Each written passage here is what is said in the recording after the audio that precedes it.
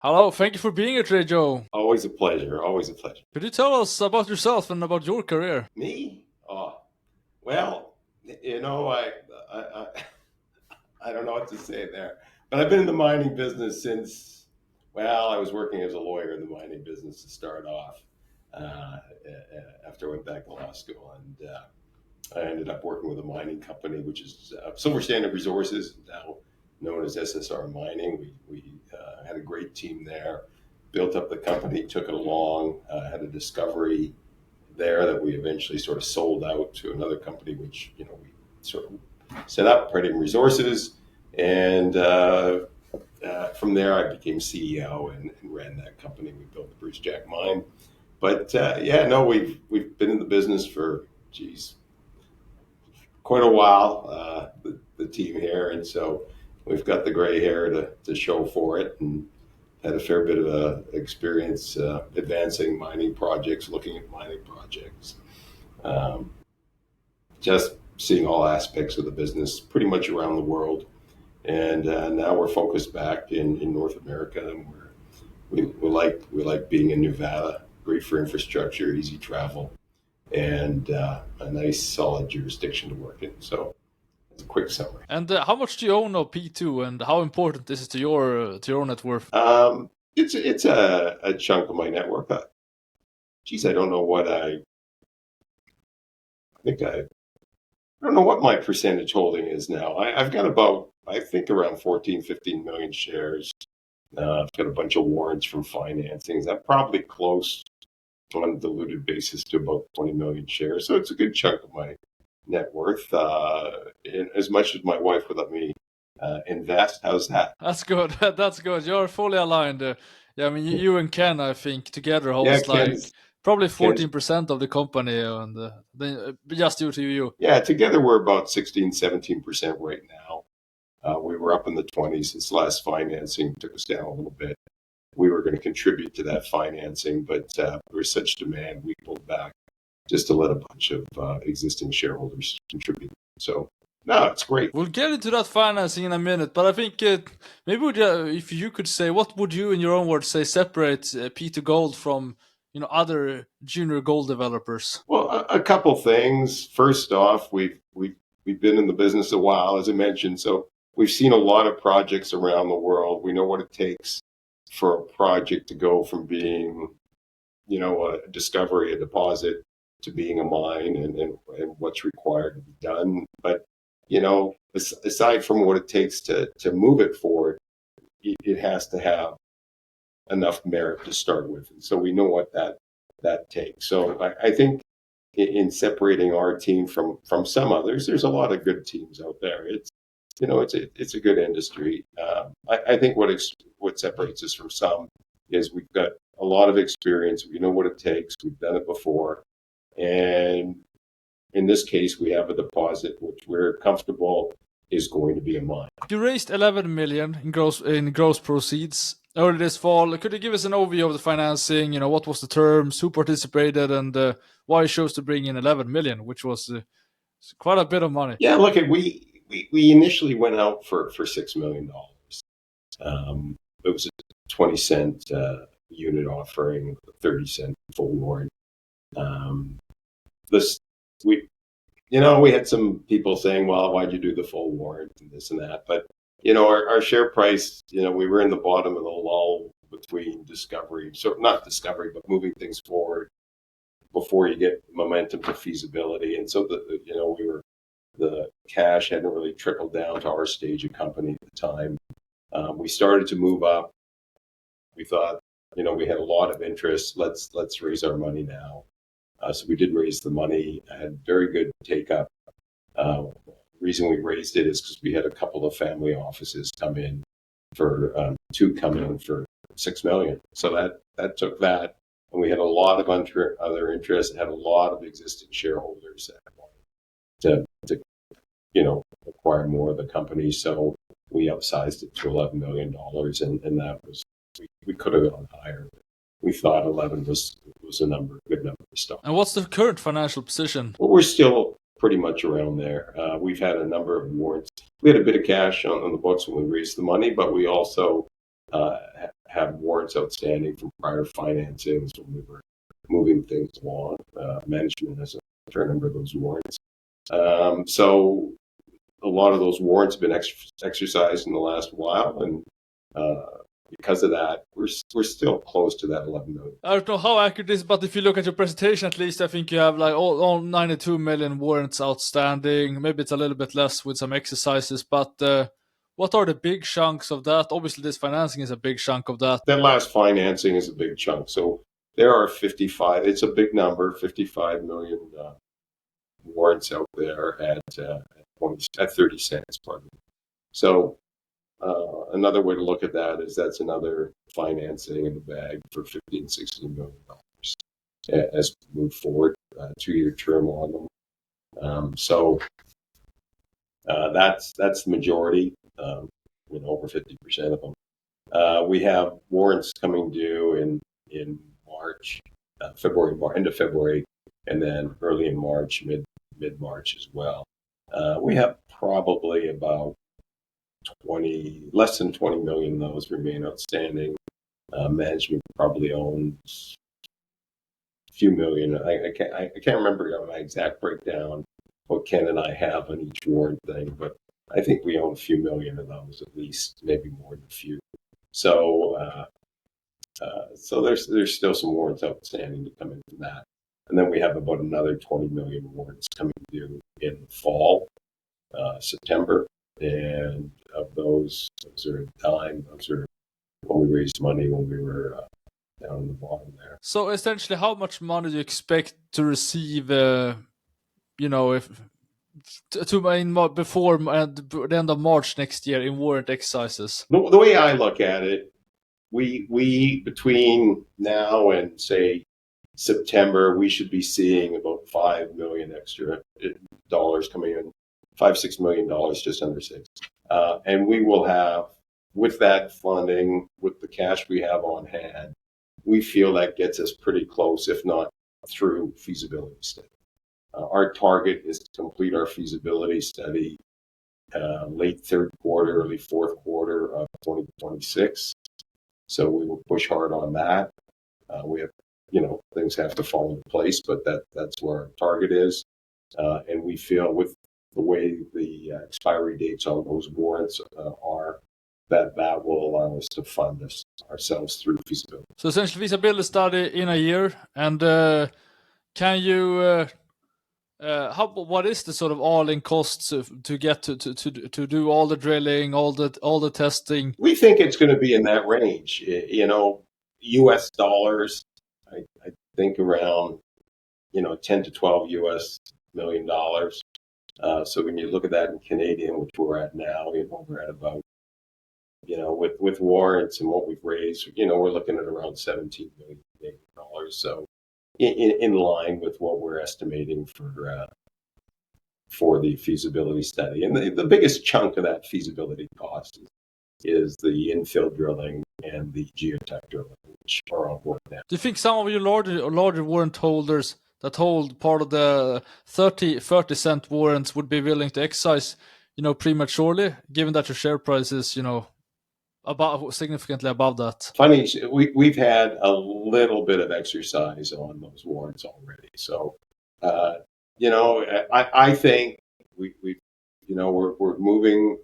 We've got a strong gold price, and as we advance, we get our drilling go. Drilling's well underway. As we start getting drill results out, and that is our share price should move up, and I think that will have some people say, well, look, let's take advantage of that increased share price to exercise. So essentially, new financing in the next 9 months or something like that. None planned right now.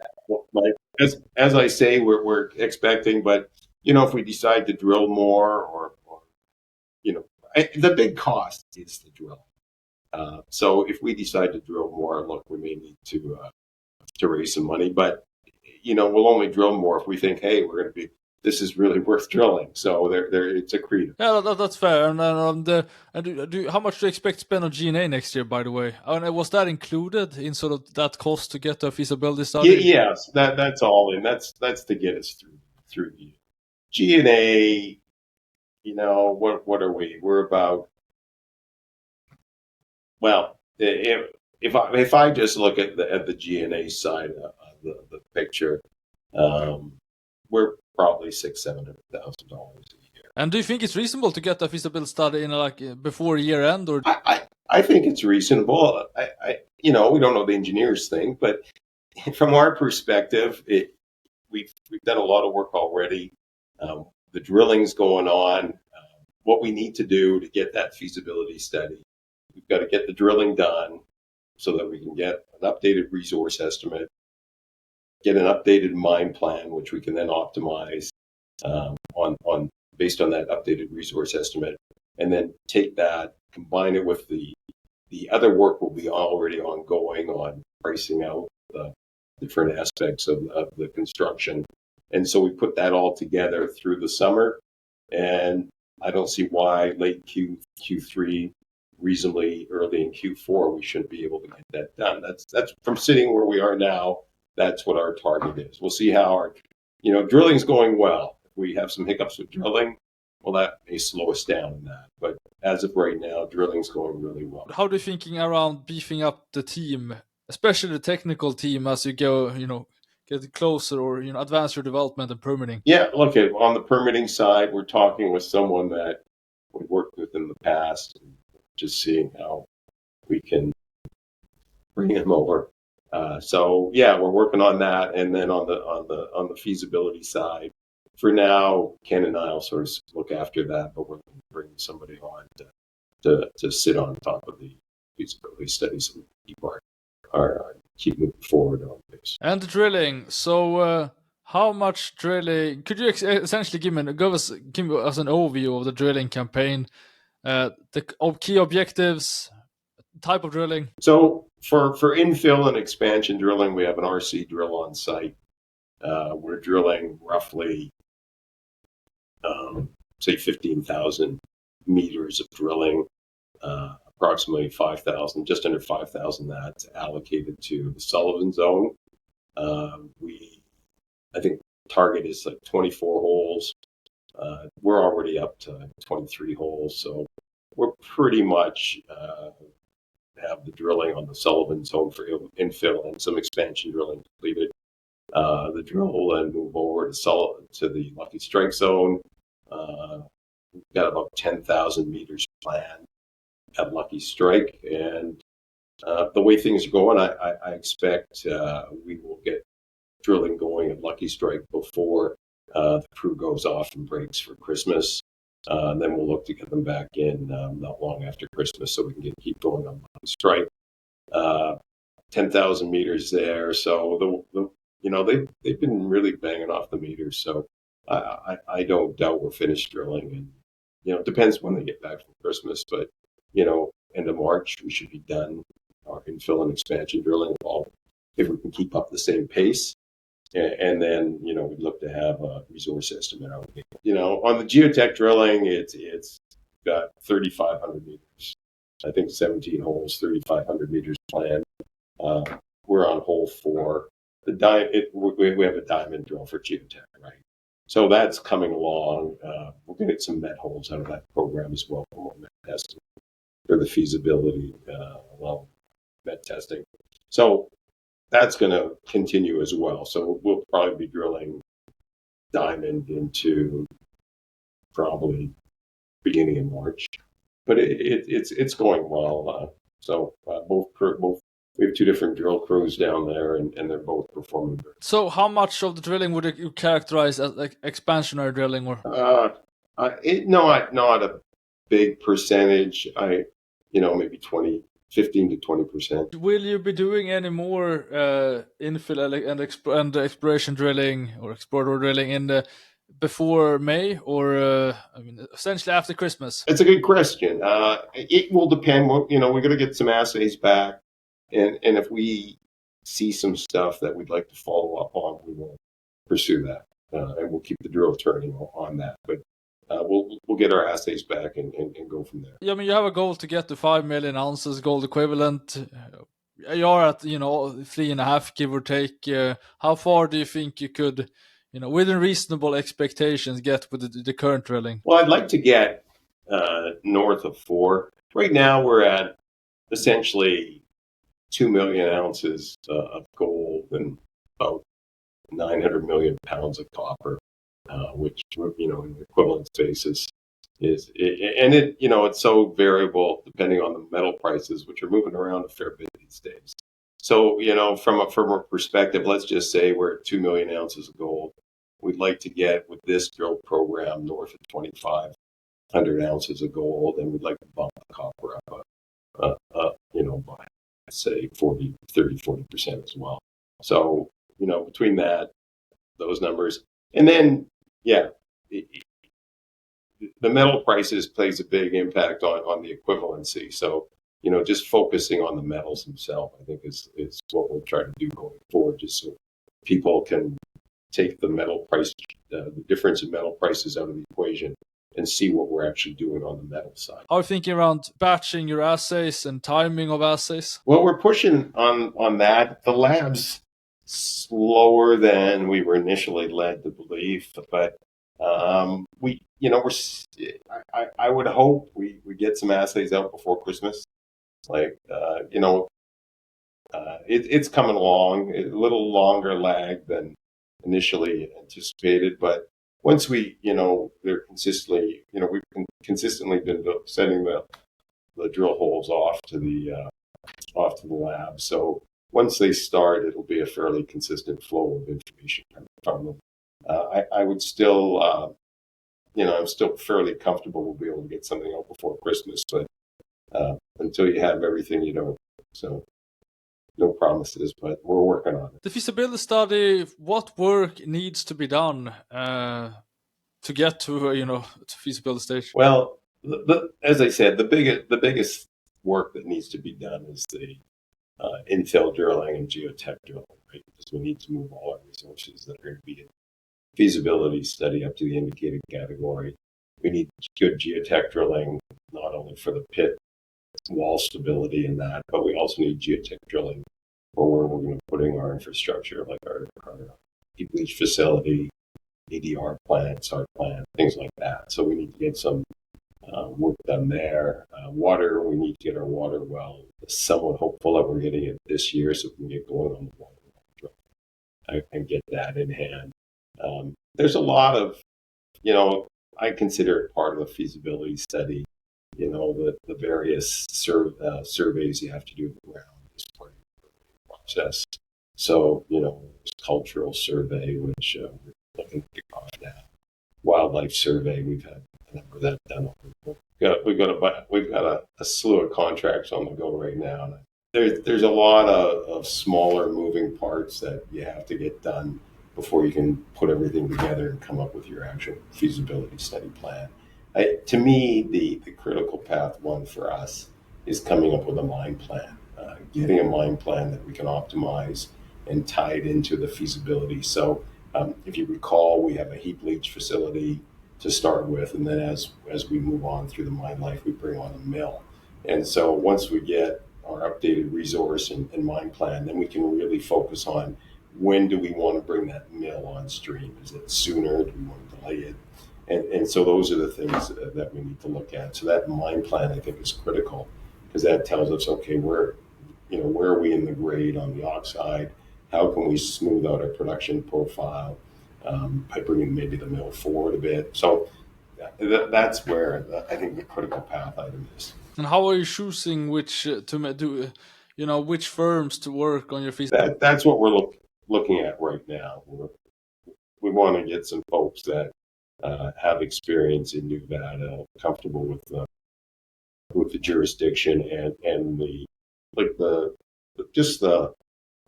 land that we're working on. You updated your PEA earlier this fall. Could you summarize it, you know, with regards to production, cost, in both initial cost, but also, you know, all-in sustaining cost, cash cost, and mine plan? Yeah, we updated the PEA. Yeah, that we announced that. I think it was October 7th. So you know, we've talked about this in the past. We've upgraded our metallurgy, had our phase 3 metallurgy results. Put that in the PEA. Updated with August 2025 costs. We didn't change the mine plan or revise the metal prices there. The mine plan was based on a 1950 450 copper. What we did for the PEA, though, when it came to looking at economics, we ran 2350 gold, 29 silver, and we kept the copper at 450, which was pretty much on the spot at the time. With that and with the upgraded metallurgy,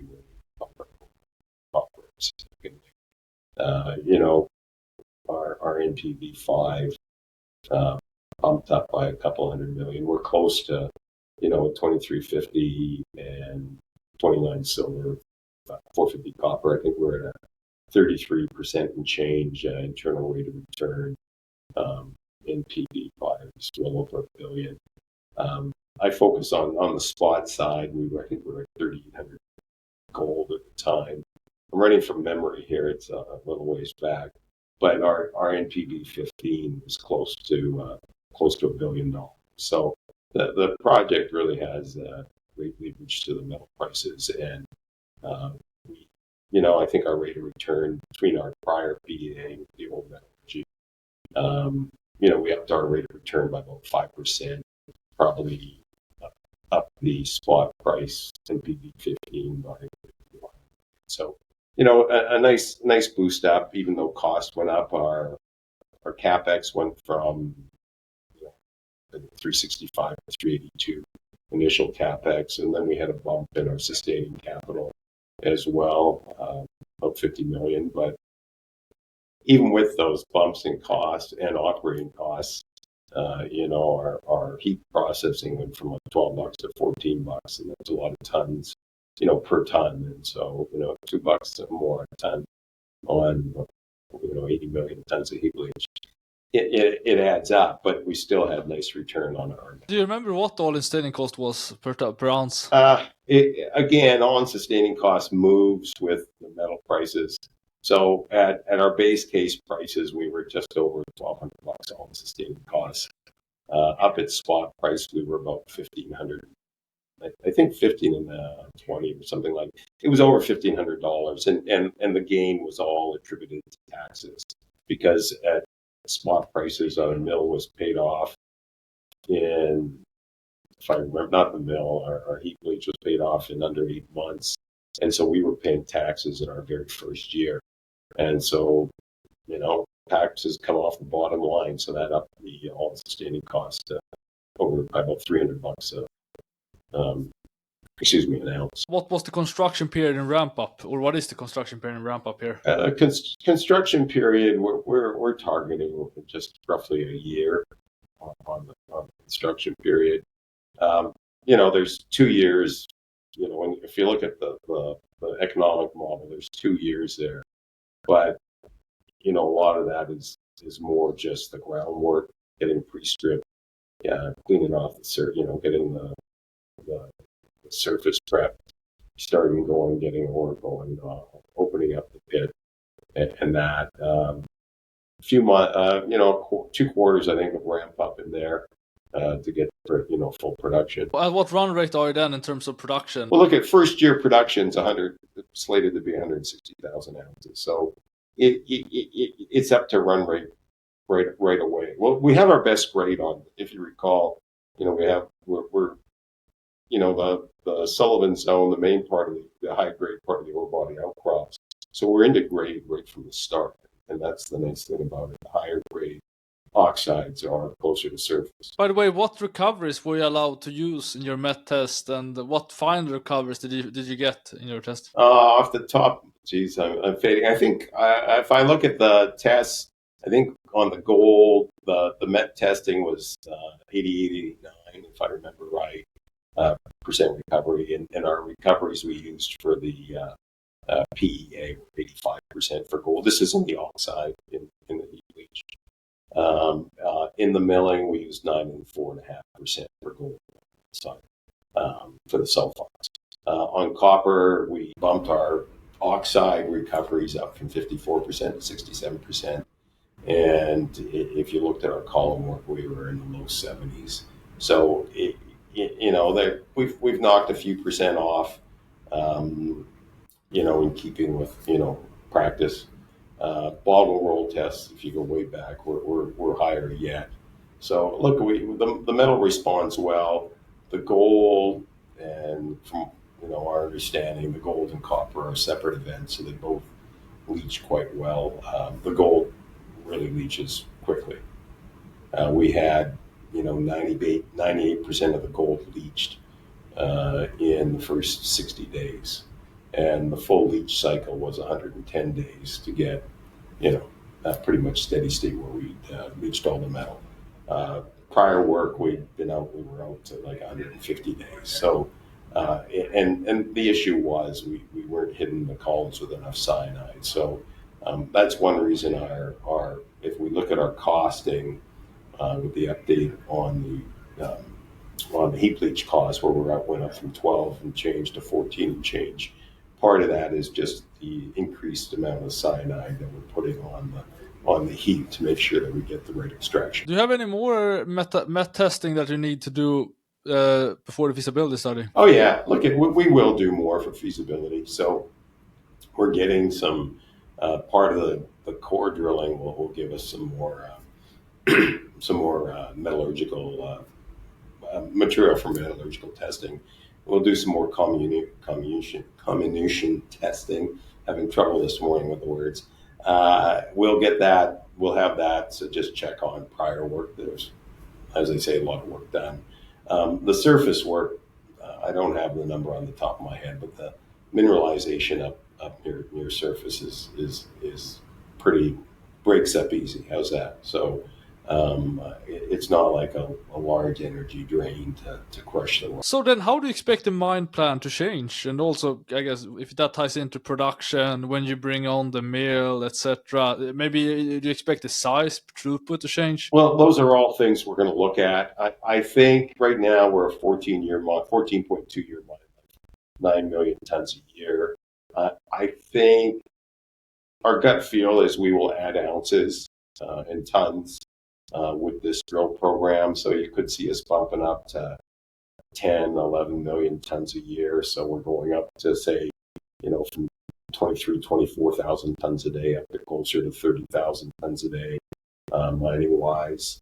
So I think there's that, which again, more tons will give us more ounces.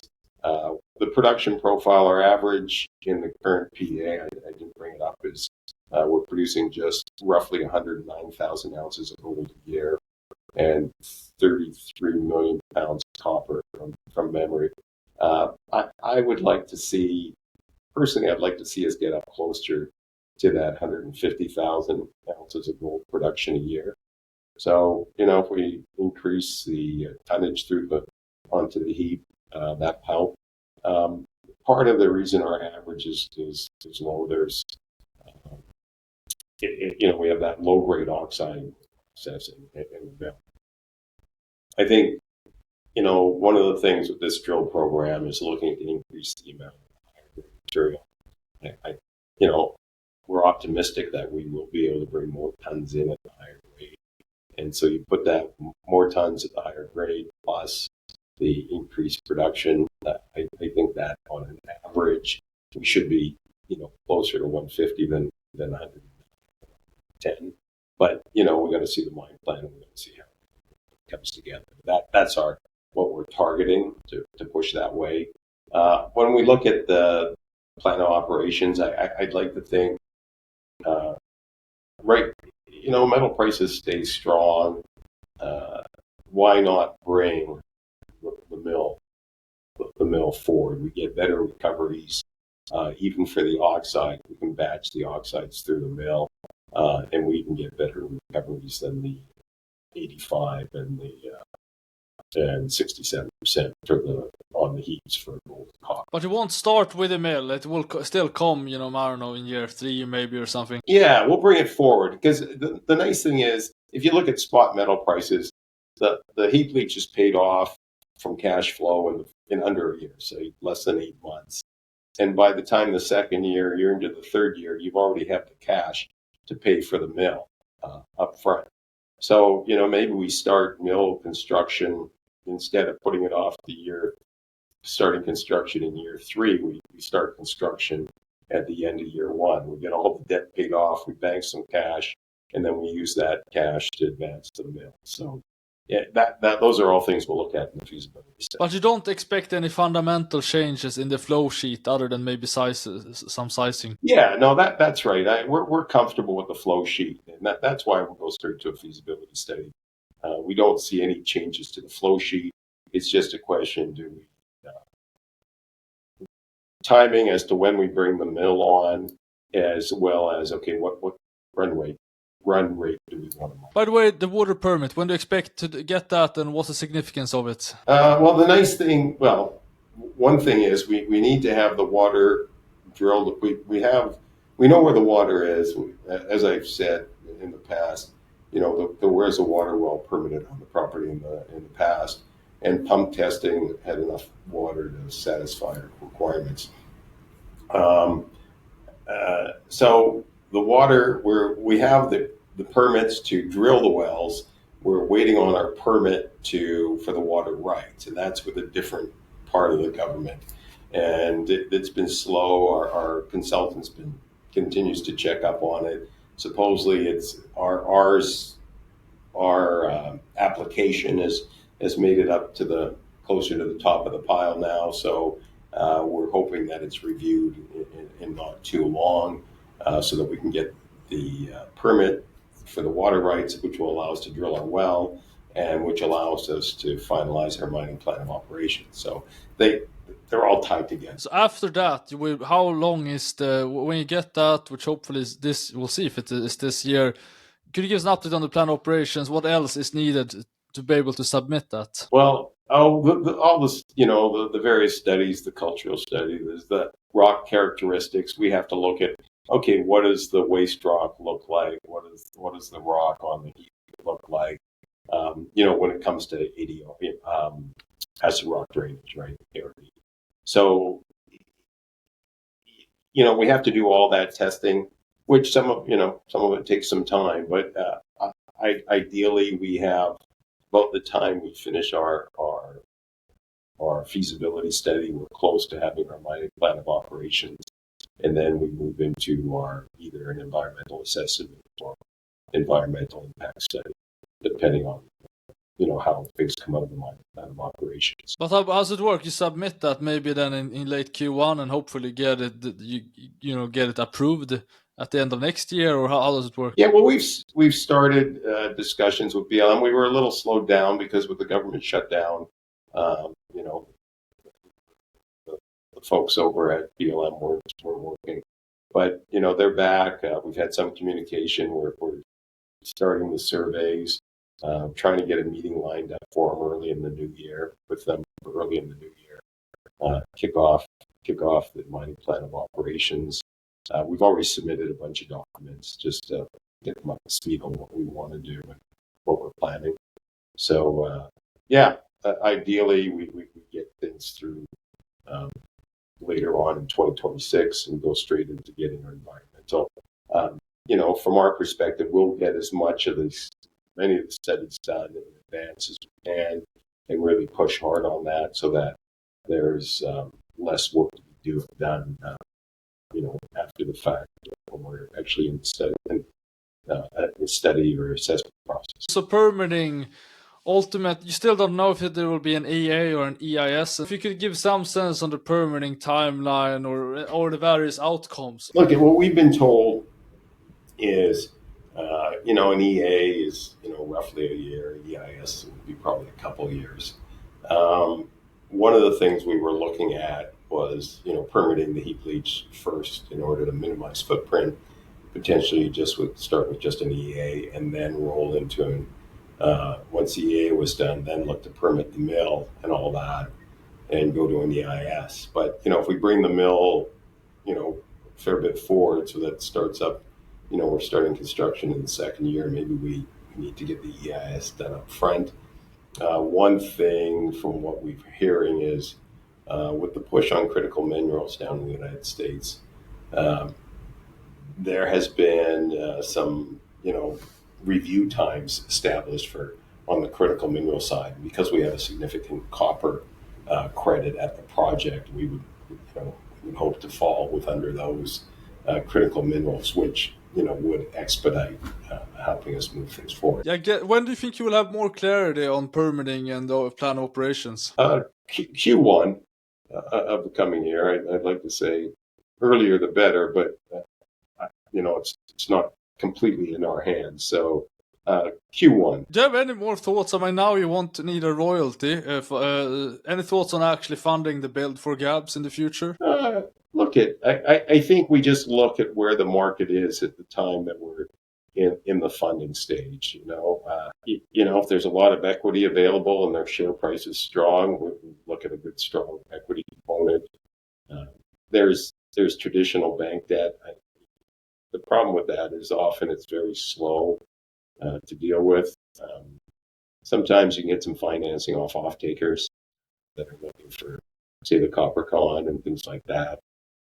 Private equity is always there. We've worked with private equity in the past. The nice thing about that, they're fast. On the negative, they're expensive. But, if they let you get things built fast, that makes up for a lot of time you could spend talking to banks about getting a loan. So, we will look at where the market is at the time, what the capital markets are like, and then decide, okay, how can we finance and get this done the quickest way possible? I fully agree on that. So could you summarize then, what's the key catalyst for the coming 12 months? Key catalyst for coming 12 months, well, look at, to start the year, you're going to see consistent drill results out for, 3-4 months into the new year, where we're infill and expansion. You're going to see a resource estimate, I'd like to say 4 or 5 months into the year. Mine plan, month and a half after that, if all goes smoothly. Feasibility study into Q3, into Q4, and that's on moving the project itself forward. On the permitting side, I'd like to say, on the permitting side, keep people up to date on where we are with our mining plan of operations, get that result out. I'd like to say that we have the mining plan of operations before the end of 26, and then we're moving into the EIS. So we're going to have a lot of news on the advancing the project, and then we'll have news on advancing the permitting side as well. Where do you envision Peter Gold in a year from now? At the end of next year? By the end of next year, I'd like to say feasibility is completed. We have our mining plan of operations in hand. Everybody knows what we're going to build and how we're going to operate it. And it's just a question of executing on our environmental side to get our final permit so we can break ground. At the time, by the end of next year, we should be looking hard at how we're funding the project and moving it forward.